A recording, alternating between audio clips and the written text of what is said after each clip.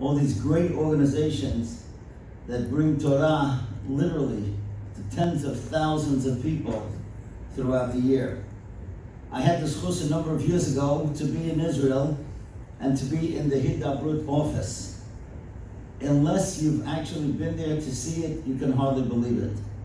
It's at least a building with 4 floors, and it must be 20 different offices of so many things that they're doing. Newspapers and newsletters and stories and animation and kosher television for tens of thousands in Eretz Yisrael. And of course, their ideal was not only to continue in Eretz Yisrael, but to continue in America and continue all over the world. And that's what they're doing. And that's why tonight, it's a great zchus for all of us to be able to participate, and hopefully we'll be able to be inspired together.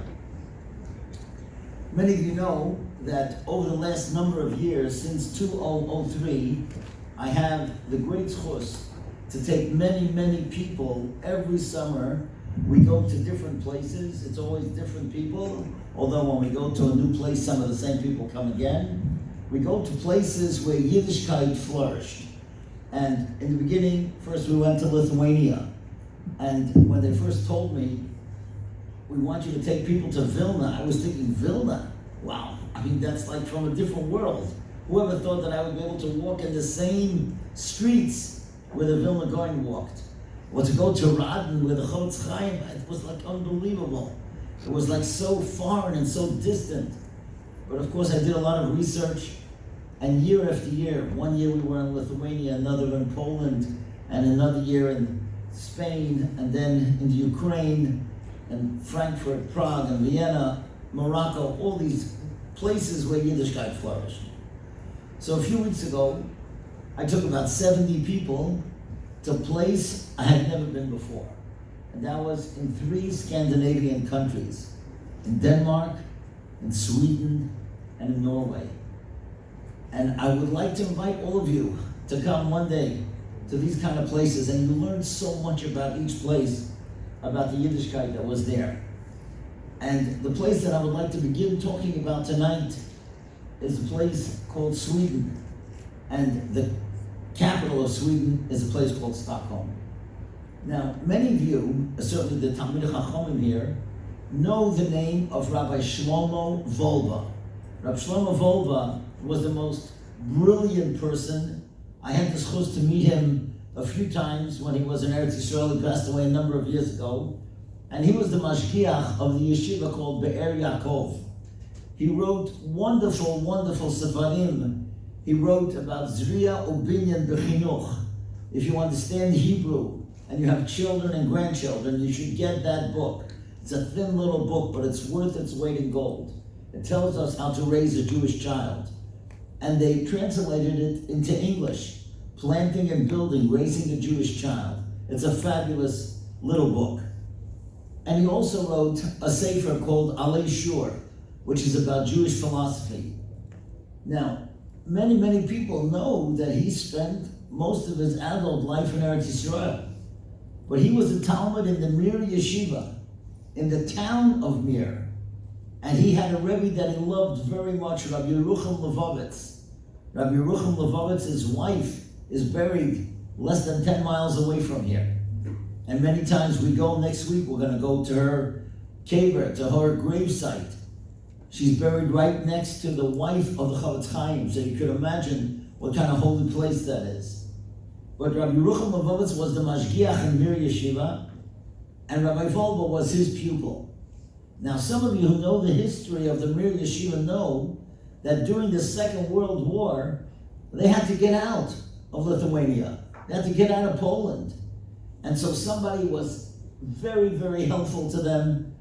A person who was not even Jewish, Siempo Sugihara, a Japanese fellow who helped them get visas, and the boys from Mir were able to run away to Shanghai. But Rabbi Wolbe, he was born in Berlin, and he was a German citizen, so he couldn't travel with those boys. Because if anybody would see his German papers, they would say he was a German spy. So he had to go someplace else. And he went to Sweden. Most people don't know that he was in Sweden. And when he was in Sweden, not only did he teach Torah there, he wrote pamphlets in German, and he wrote pamphlets in Swedish, and he was very inspirational. And one of the things that he did there was that he built a Beis Yaakov. Many people, again, they don't know that. He built, after the Second World War, over 100 girls came from the concentration camps. They had no place to go, and they came to Sweden. And he helped them. He was not even married yet. He was in his early 20s, and he built the Beis Yaakov for over 120 girls, him and Rabbi Jacobson. And these girls, when they saw him, they started crying. They didn't think there were any Jews left in the world. In the concentration camp, they told them that they killed out all the Jews. And here, this man with a beard and an upturned hat, a real tzaddik, they couldn't believe it. And he was so inspirational, and he guided these girls back to a normal life. Most of them eventually went to Eretz Yisrael. They became mothers and grandmothers in Klal Yisrael. But when he came to Eretz Yisrael and he wrote the book Alei Shur about Jewish philosophy, he wrote something that will give us a perspective of how we should prepare for the Yemei Hadin, for these holy days that are coming up now. And he wrote like this: Rabbeinu Hagoyin Rabbi Yisrael Salanter, the head of the Mussar movement, Hishrish Bonu, he implanted within us Ki ha'etza ha'yechida, the only etza, the only way to be guaranteed l'zakot b'din, to have a good judgment on Rosh Hashanah, Aseret Mitzvah, and Yom Kippur, liyois ish sherabim tzrichim lad. Become that person that the community needs you. Now, when you become a person that Klal Yisrael needs, Hashem's going to say, I got to keep this person around. I got to give them a good life because they're doing wonderful things for the tzibur. So let's remember that expression, Ish sherabim tzrichim lad. You become a man or a woman that the community needs, you got a great chance of having a great year next year. And that's really what we want. And then he writes, it doesn't mean only somebody who does for the community, but he writes like this. He says, if somebody becomes the Demut Shel Yehudi Amiti, if somebody becomes the ideal Jew, who Adam Sherabim Tzrichim like, that also means somebody that the community needs. For example, the way you raise your children. If you raise your children and other people see, wow, that's how you're supposed to raise a child. That person is a role model. Now, in all our synagogues, every one of us, we know that there's one or two people, the way they pray, the way they daven, they're such role models. I remember in my shul, not that I'm the rabbi there, but I davened there, there was a fellow, David Shomron. He just passed away a few months ago, maybe a year already. He was a furniture salesman. And he was not a rabbi, but I used to watch, and I used to love to see how he prayed. He prayed every word out loud, with such sincerity. And people respected him. He was the ideal person in the synagogue who davened the way he's supposed to daven. So he became that Ish Sherabim Tzrichim boy. And we all have these kind of people in our synagogues, and we can all become that. Because we can each be a person, the way we do chesed, the way we pray, the way we're concerned for others, we become that dugma, we become that ideal. And that's what Rav Wolbe is telling us. So I want to show you something now amazing, and then you're going to hear a story that is absolutely remarkable. Who would we say in the Torah was that person, Sherabim Tzrichim Lad? Certainly, I would say, it was Moshe Rabbeinu, right? Moshe Rabbeinu was the person that Klal Yisrael needed, and of course, he was a role model for everyone. So I want to show you something very interesting. Rashi teaches us something about that Moshe Rabbeinu did that maybe we wouldn't pick it up. And then Rabbi Yitzchak Hutner, who was the Rosh Hashiva of Yeshivas Chaim Berlin, who was a genius, he brought out a great point. Now, at the end of Parshas B'Shalach, it tells us that Hashem said to Moshe that the Jewish people are going to fight Amalek. And he had to pick out soldiers. Who are the soldiers that are going to fight for the Jews against Amalek? So the Torah tells us, Vayomer Moshe el Yehoshua, Moshe says to his pupil, Yehoshua, Bechar lono anoshim, let's me and you, let's pick out people that say Hilochem ba'Amalek, and then we'll go fight against Amalek. So look at that. He's the Rebbe, and he speaks to his Talmud like an equal. Bechar lono, let's do it together, me and you. So Rashi says, Hashvei ulai, leave alone, me and you. He made him like an equal. Mikan omru, from over here we see, Yehi kavoi talmidoch chaviv alecha kishalach. The honor and the dignity of your student should be just as valuable in your mind as your own value, as your own dignity and honor. We all want to be honored. We all want to be validated. We all want to be treated with respect. So when you're talking to your student, don't look down. When you're talking to your child, don't look down. You're talking to somebody that's less religious than you, don't look down. Treat every person like an equal and give them their dignity. That's an important lesson. Yehi kavod talmidach chaviv alecha kishalach. That the honor of your Talmud should be just as important as your own honor. So Rabbi Hutner asked a great question. Yeah, that's a very important lesson. But what's it doing here? Why does the Torah tell it to us by fighting Amalek? The Torah should tell it to us when it talks about teaching Torah to the next generation. It should tell it to us by v'ahavta l'reacha kamocha. What's it doing over here? And it says a great thing. He says, where's Amalek? Who is Amalek? We have to wipe out Amalek, right? We know in Purim and throughout the year we're told, Timcha Zecher Amalek. Who's Amalek? You know what he said Amalek is? Watch this. He said one of the last words in Parshas B'Shalach. Milchama Lashem ba'Amalek. What is the war that Hashem, God, has against Amalek? Midor, dor. Anything that does not allow us to give over the beauty of Yiddishkeit, the beauty of Judaism to the next generation. Amalek is not only a person. Amalek could be the internet. Amalek could be a group of people. Amalek could be people. Amalek could be terrible advertisements. Any negative influence that makes our children not feel the importance of Torah, that's what Amalek is. And that's what we have to get rid of. How are we going to get rid of it? You know how? When you teach, whether it's your student or your child or your neighbor or your cousin that's not yet religious, and you treat them with dignity and respect, they're going to say, oh, I want to be a Jew like that person. I want to accept the Yiddishkeit that we had in previous generations and carry it on to my children. That's the battle of Amalek. Now I want to show you something, an amazing story. Just a few months ago, there was a very, very great person that passed away. He was in his early 70s. He was a Rebbe, a teacher, and a principal for more than 50 years. His name was Rabbi David Trek. And he taught in different yeshivot, and he loved every Jew.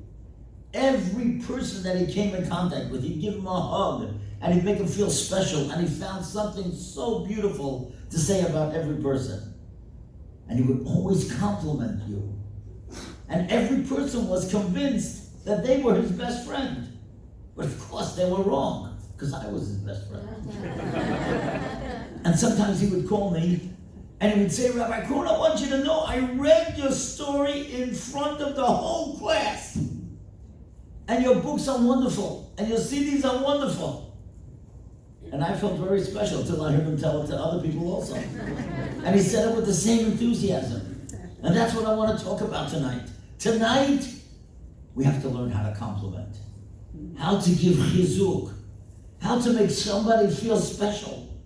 Because when you give chizuk and you give a compliment, a person is motivated.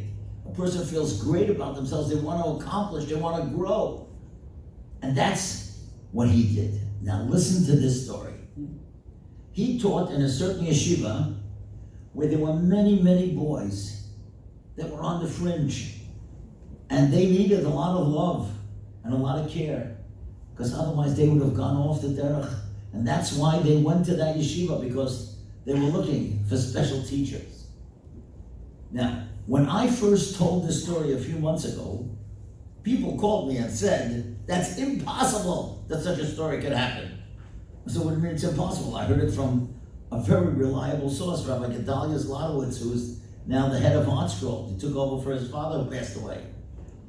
They said, no, you gotta check it out again. I said, okay, I called him up. I said, listen, you told me this story, but you didn't tell me to who it happened to. So now that people are questioning it, could you tell me the name of the guy, or at least ask him if I could call him? Because I really want to know all the points of the story.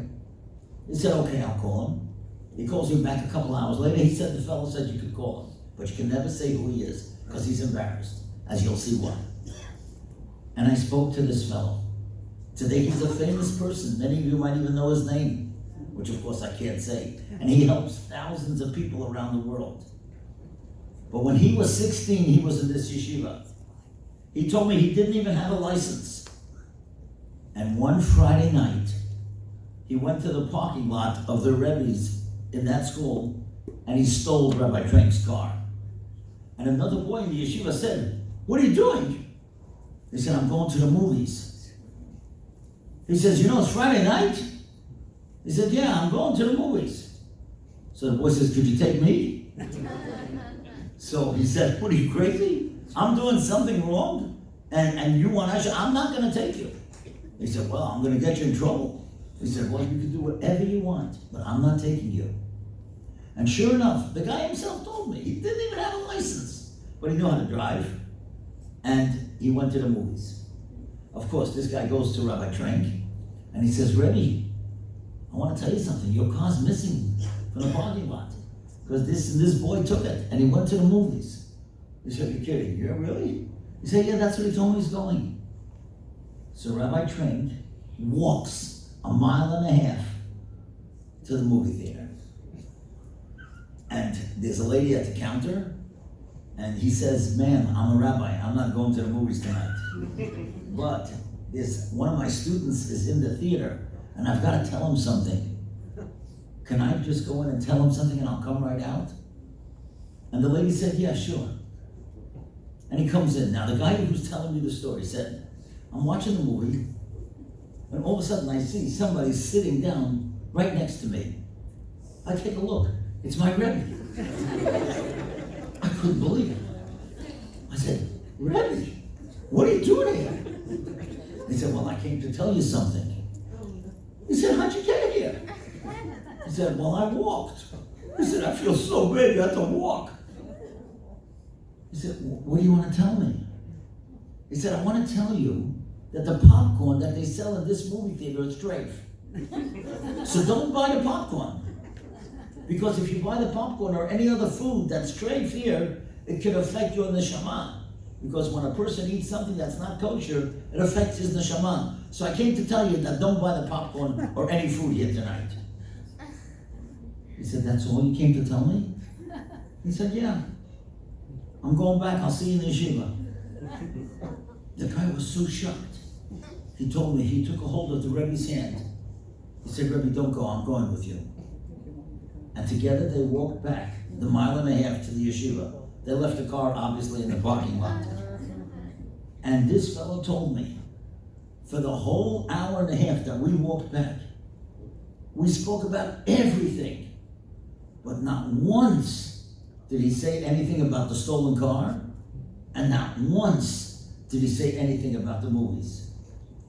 And he said, when I came to the yeshiva, I turned to my Rebbe and I said to him, I swear I will never be Machal Shabbos again. And he said, I never was Machal Shabbos after that. And you know something? That is how Rabbi Trent saved this person. Because he validated him. He got the message across. The fact that he walked and sat down next to him, he got the message. But he didn't destroy him. What if it would have been our student? What would we say? We go in there, we start yelling and screaming, and what are you doing? And then even if the guy came with us, what would we tell him on the way home, right? You're Rasha, you took my car, you're in danger, you don't even have a license, whatever. We would have, what we would have done. That's not what he did.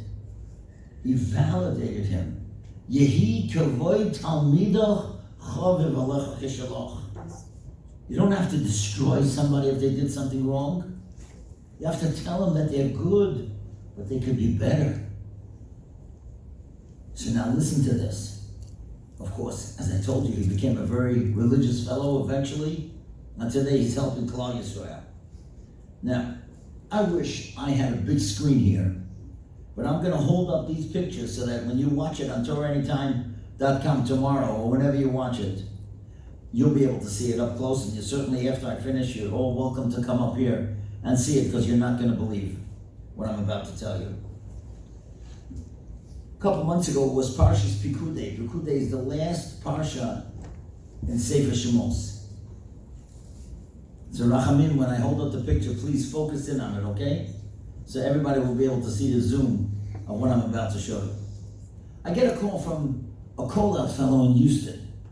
He says, Rabbi Krohn, do you remember you were in Houston a couple of years ago? About 5-6 years ago? I said, yeah, sure, I had a great Shabbat there.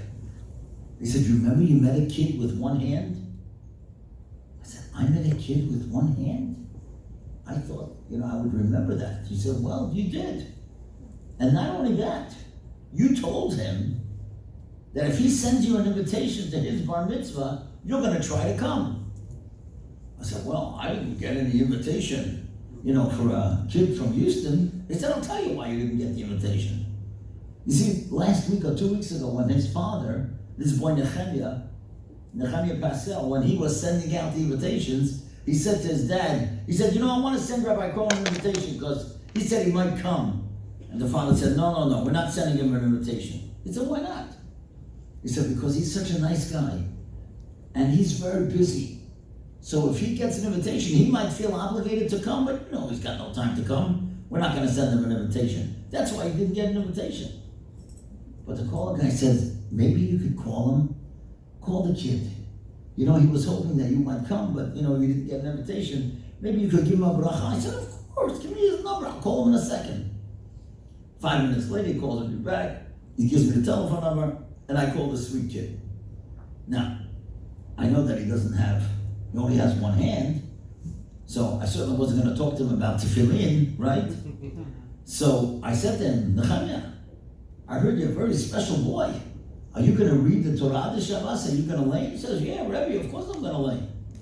I said, are you going to be the chazan, for Musaf or Shacharit? He said, yeah, for sure. He said, Rebbe, I even put on tefillin. I said, what? You put on tefillin? I mean, how do you do that? I heard you have only one hand. He said, it's no problem. It's no problem. He said, I'll send you a picture. Now, again, you take a look at this picture, if you can see it. Those of you who are in the front, might be able to see it. This kid has a right arm that's only a half an arm, and there's one finger sticking out from his elbow. That's the whole thing that he has on his right hand. And with his left hand, which is a perfect hand, he puts the tefillin, he wraps it on his right hand, and you can see he's wrapping it many, many times, as you can see in this picture. Let's Rachman, you'll zoom in on it, and everybody will be able to see it tomorrow. And that's how he puts it on. I couldn't believe it. He says, Rebbe, I can even shoot an arrow. I said, how do you shoot an arrow with one hand? He said, I'll send you a picture. It's unbelievable how he holds it. With his right hand, he holds it. It's just incredible. So I started talking to him, and I was complimenting him. And then as I was talking to him, it occurred to me, I'm the one that should give him chizuk. I know a person in São Paulo, Brazil, who lost his left arm in a car accident when he was 19. He's the guy who should call him, because he went through what this kid is going through. I call him up. I said, there's a little boy who's having a bar mitzvah this Shabbos. Would you write him an email just to tell him Mazel Tov? He said, well, of course, get me his email. So I thought he was going to write him one paragraph, Mazel Tov or whatever. He wrote him a 3-page email. I'm not going to read you the whole thing. I'll read you part of it.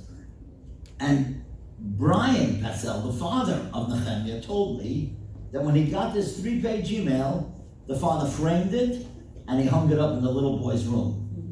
So I want to show you what it means to give a compliment and to give chizuk and to validate a child like this. Dear Nehemiah, Mazel Tov, Mazel Tov, Mazel Tov. He reads 3 times. On the occasion of your bar mitzvah, it's my privilege and honor to wish you from the bottom of my heart that Hashem should grant you to always go from strength to strength and go on to become an Adam Gadol, a great person. He says, my name is Wally Stern. I'm 89 and I live in Sao Paulo, Brazil. I lost my entire left arm in a car accident at the age of 19. At that time, I was completely devastated. But the first thought flashing through my mind was, I will not let this accident drag me down and stop me in life. I will try my best to continue life business as usual, as if nothing happened as far as possible.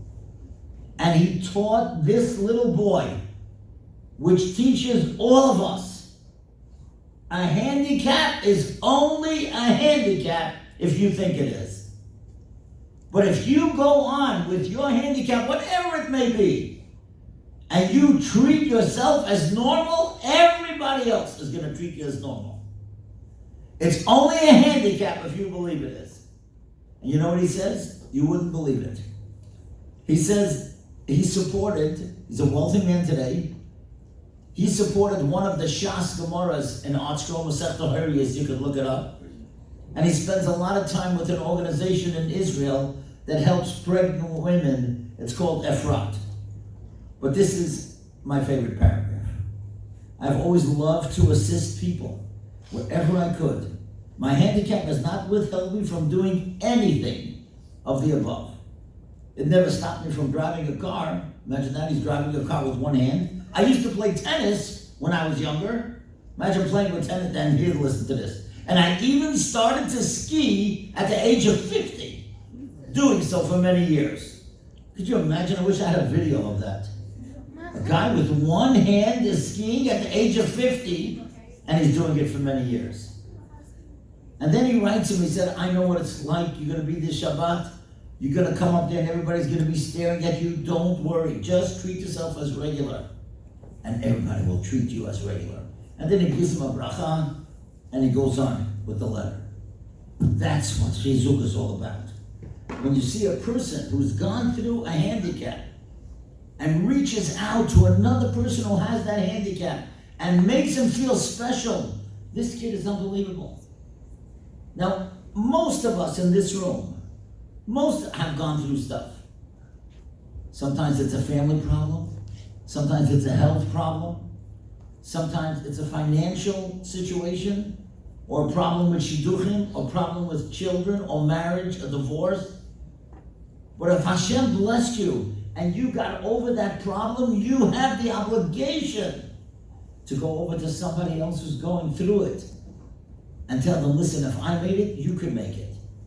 That's how you validate somebody. That's how you make somebody feel special. I'll tell you a great story. I love this story. Rabbi Paysach Krohn. If you ever see a picture of him, to me he was like the grandfather of Klal Yisrael. He was the Gadol Hador, together with the Chavetz Chaim, in the early 1930s and 1920s in Lithuania and Vilna. I always go to his kever when we go to Vilna. He had never only one daughter who died at 17, Malka. So sad, she's buried right next to him. But you know something? During the Second World War, a young man, a 21-year-old kid, comes into the Rebbe. He says, Rebbe, could you give me a bracha that I shouldn't have to go to the Russian army? I'm afraid I don't want to go to the Russian army. I need a bracha that they should reject me. So the Rebbe takes a look at this kid and he says, are you a Shomer Shabbat? He says, no. He says, do you put on tefillin every day? He says, no. Do you wear tzitzit? He says, no. The Rebbe thinks for a moment and listen what he says. He says, I give you a blessing that the Russian government should be as disappointed in you as I am. Imagine that. And you know something? The next week the kid came back. He said, Rebbe, your bracha worked. They rejected me. And then he picked up a shirt and he showed the Rebbe he was wearing tzitzit and he wore tefillin and he was a Shomer Shabbat the rest of his life. How did that happen? Because the Rebbe could have yelled at him, chutzpah! You come for a blessing, you don't want to go to the army? You're not Shomer Shabbat, you don't put tefillin, you don't wear tzitzis, and you're asking the rabbi for a blessing? Just like Rabbi David trained. He didn't blow the kid away. And that's what we have to remember. What's the milchama of Amalek? Midor dor. You push away a child, you push away a relative that's not religious or a co-worker that's not religious, and you don't treat them with the dignity, of course they're going to throw away Yiddishkeit. That's what we have to be careful. And tonight, I want to give everybody homework. I hope you don't mind. I know you passed school. I'm going to give you homework anyway. Let's see if between tonight and tomorrow morning, well, let's say tomorrow by 10 o'clock, that you could give 3 compliments to other people. And you know something? You'd be surprised. You're allowed to compliment your spouse. How do you like that? See, most people don't know that. They think it must be some isur. Right? When was the last time I'm talking to the husband that you thanked your wife for supper? She doesn't go every night to, what's that fried chicken place or whatever. So when she makes supper, you got to give a compliment. And you know something? You know how the best way to give a compliment? In front of your children. Because that's how they learn what a good marriage is all about. And now I talk to the wives. When was the last time you thanked your husband for the money that he brought home? Right? It's tough out there making a living. No matter what the men are doing, they're working very hard. Oh, how come you brought this and this? This is money. How can we live off this? No, they're working hard, they're trying. And when you validate someone and you make them feel special, they're going to continue, they're going to want to do more. That's what complimenting is all about. So I want to tell you something very interesting that Rabbi Meir Shapiro once said. Rabbi Meir Shapiro asked a question. You know, he was the Rosh Yeshiva of the Yeshiva in Lublin, and when we go to Poland, you got to come with me. We go to that great yeshiva. Of course, he was the father of the Daf Yomi movement. He asked a very interesting question. At the end of Parshas B'chukosai, it tells us the laws of Erchen. Erchen literally means value. So let's say somebody says, I want to give the value of a man. Whatever a man is worth, the average man, I want to give that to the Beis HaMikdash. So the Torah tells us how much a man is worth. And then what happens? Somebody says, I want to give the value of a woman. So the Torah tells us how much a woman is worth. I want to give the value of a child. The Torah tells you how much a child is worth. So Rabbi Shapiro asked, that's a law in tzedakah. That's a law by the Beis HaMikdash. What's it got to do at the end of B'chukosai? It doesn't seem to connect to anything before or after. And he says a fabulous thing. He says, Erchen means value. The Torah in Parshas B'chukosai talks about the Teichacha. The Teichacha are the curses and the terrible things that can happen to Jews when they don't listen to Hashem. So sometimes a person goes through a tragedy. And after they go through the tragedy, they think to themselves, oh, I'm nothing. God hates me. Look what he did to me. Look what he did to my family. Torah wants to tell you, it's true.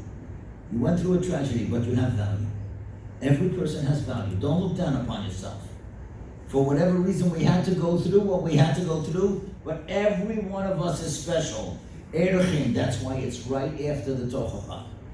Every one of us has value at any age and at any stage in life.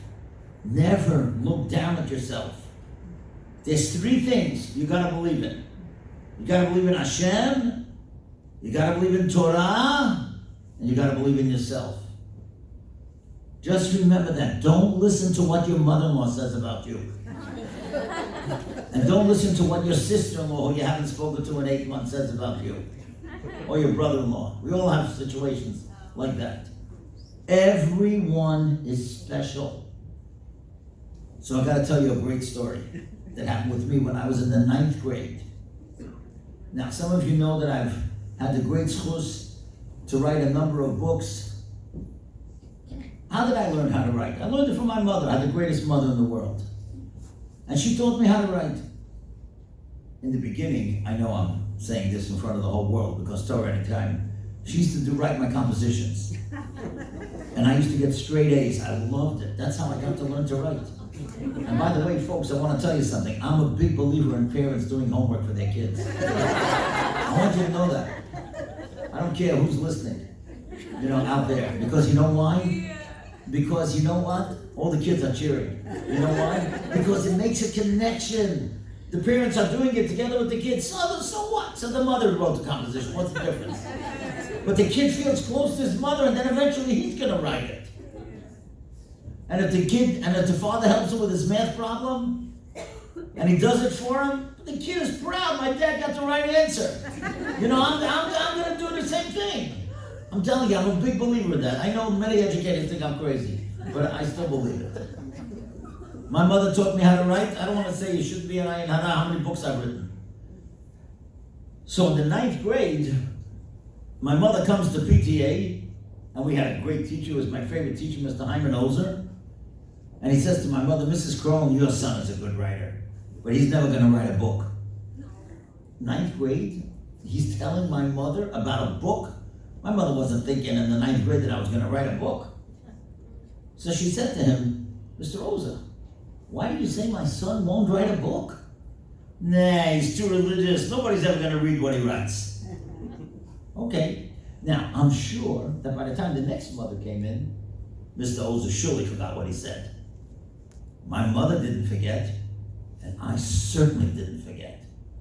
So 25 years later, when my first book came out on Jewish short stories, I went looking for Mr. Ozer. I wanted to see if this guy's still alive, and he was. He was the head of the English department in the Hafter High School in Nassau County.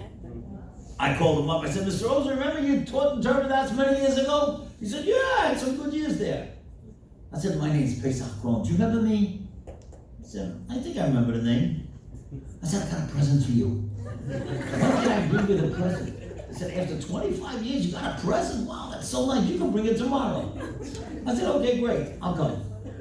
I come, and I show him our graduation book. He wrote us a letter. I showed him how handsome he used to be 25 years earlier. Still had hair in his head, and he wrote us a very nice graduation letter. I said, Mr. Ozer, I just want to tell you something. In the 9th grade, you told my mother that I would never write a book. So I just want to show you, I just printed a book. Art School printed it of Jewish short stories. I want to give it to you, and I'm going to autograph it for you. The guy goes crazy. He comes out of his big desk, he puts his arm around me, he says, come with me. He takes me into one of the classes. He says, boys, I want to show you a former student of mine. He just wrote a book, and I taught him how to write. Let him think he taught me how to write. What do I care? But I want you to know that we became very close friends because of that. And at his retirement dinner, I was the guest speaker. And I told that story.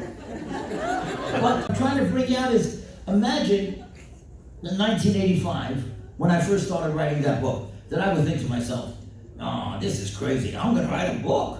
Mr. Ozer, my favorite teacher, said I can't write a book. So I would have believed him, maybe. And look what would have happened. All this stuff that came out would not have come out. Don't believe anyone. Everyone can be great.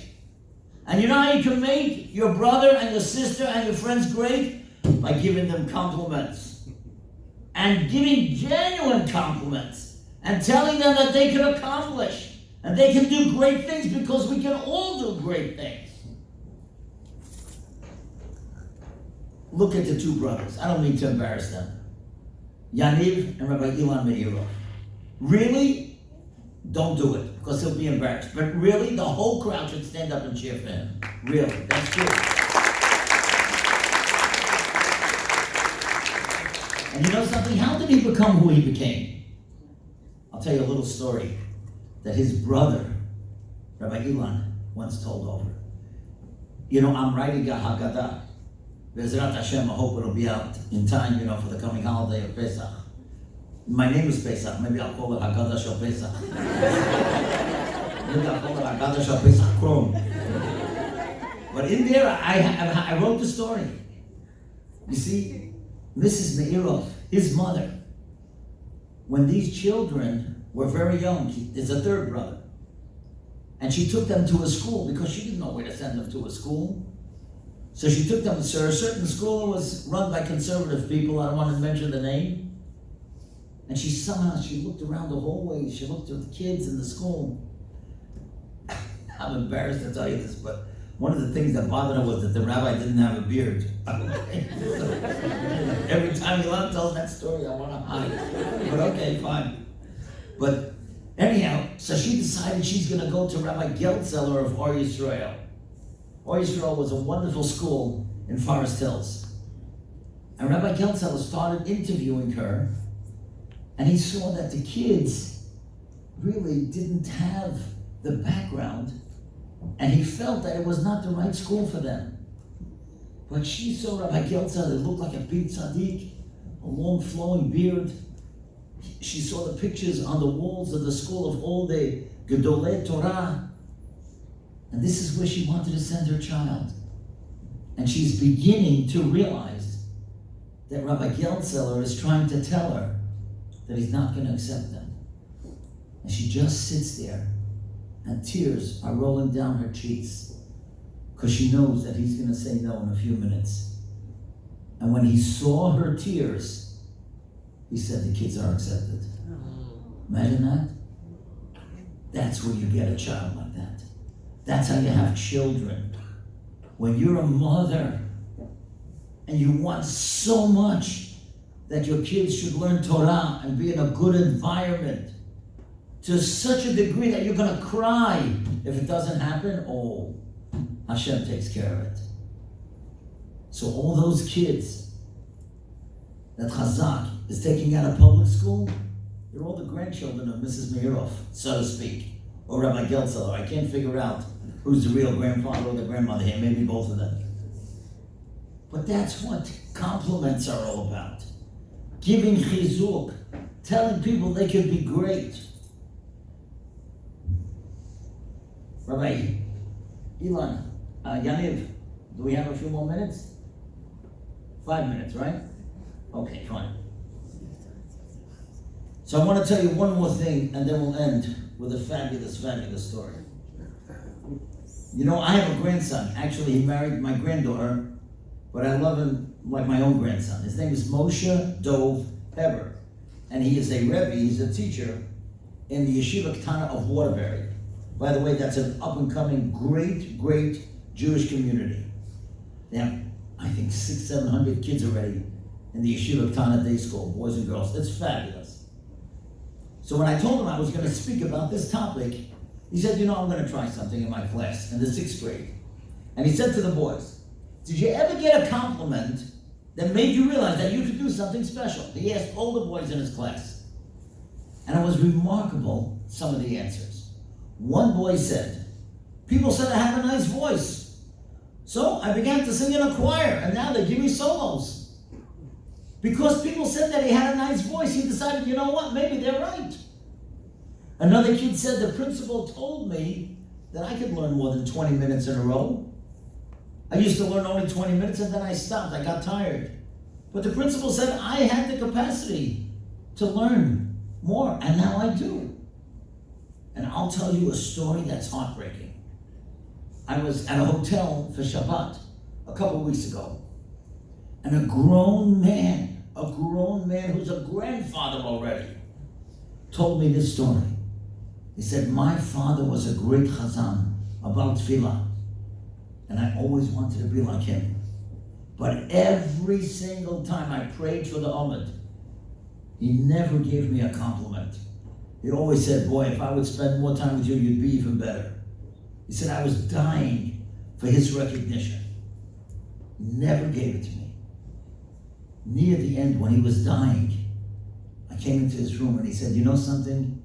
You really are a good chazan. He said, I had to wait 70 years for that compliment. He said, you know, it always hurt me, but you know what carried me, he said? When I was in the 1st grade, the principal that I had, every time he saw me in the hallway, He would say, how are you, tzaddik? And he always called me a tzaddik. And I always felt, maybe he knows something about me that I don't know about myself. Maybe I really am a tzaddik. And you know something? He said, that's what carried me.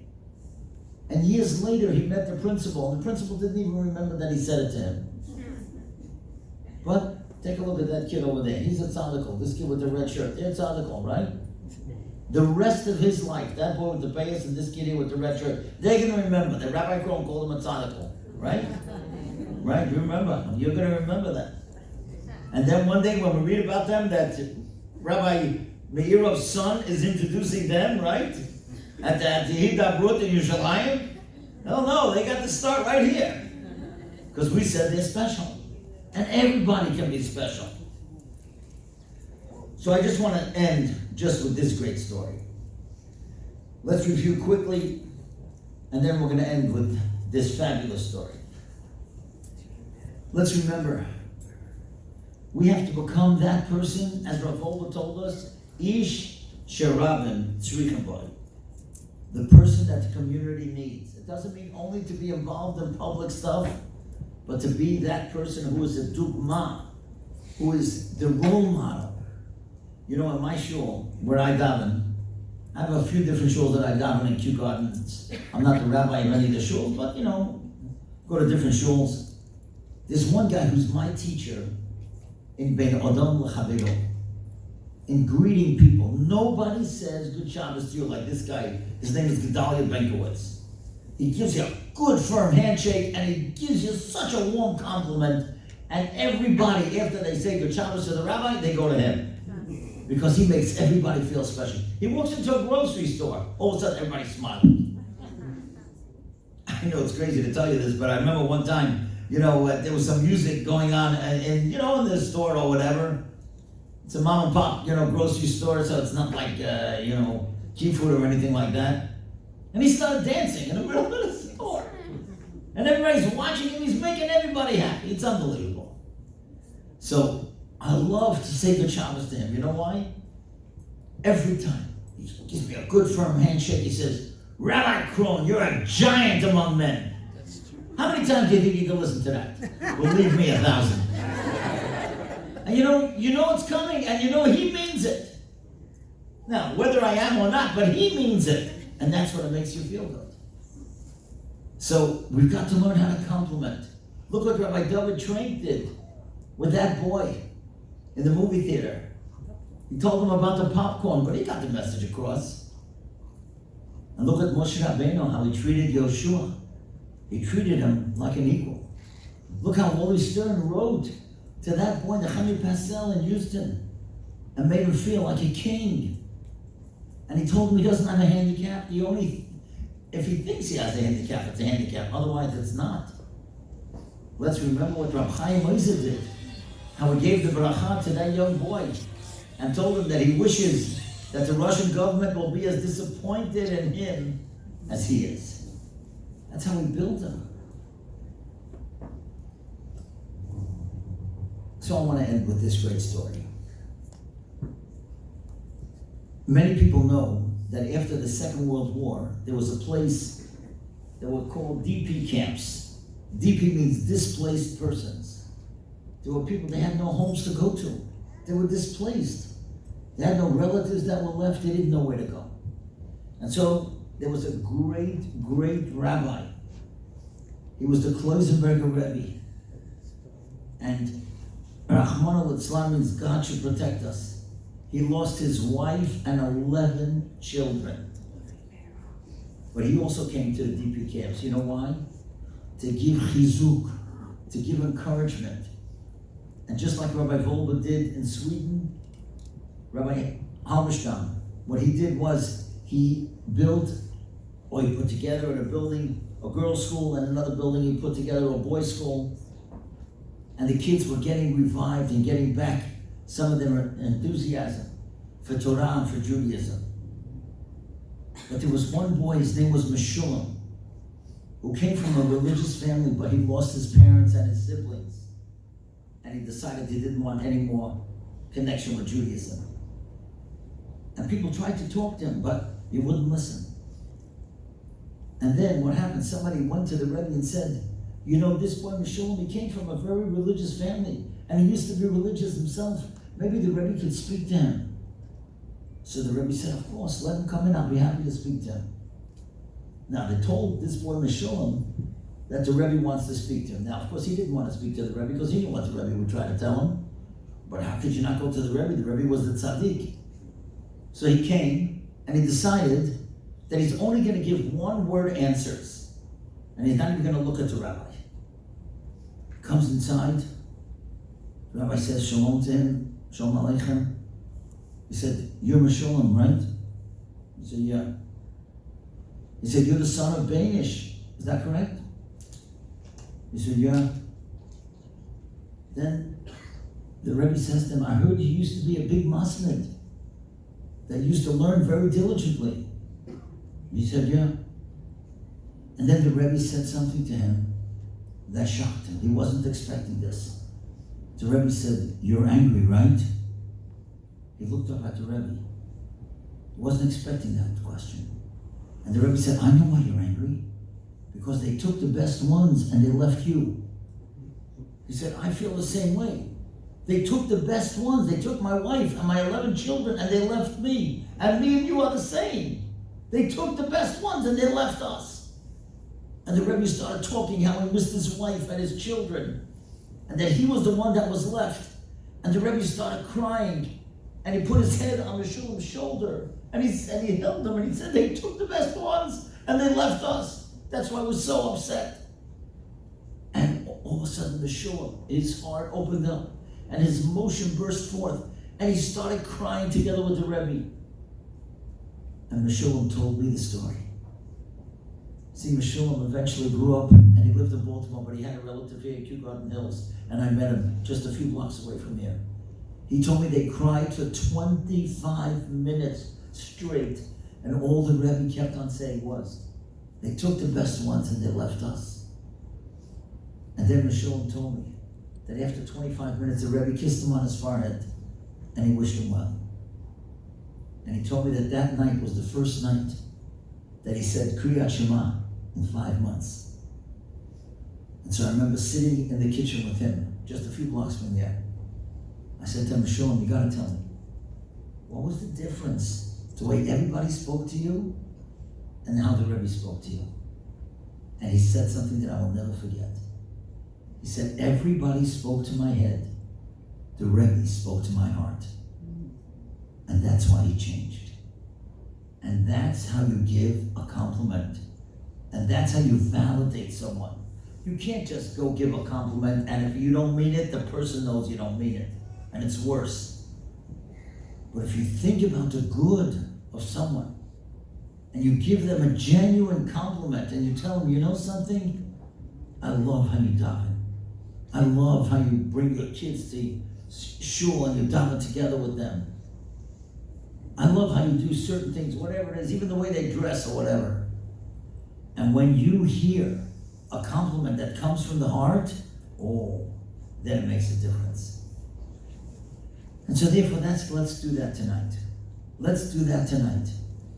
Now, all of you are so lucky because as I'm standing up here, you can't see, but I just saw that there's a person who just walked in who's going to address you in a few minutes. And this is a person who speaks from his heart. Your hearts will be so opened by my dear friend, Charlie Harari.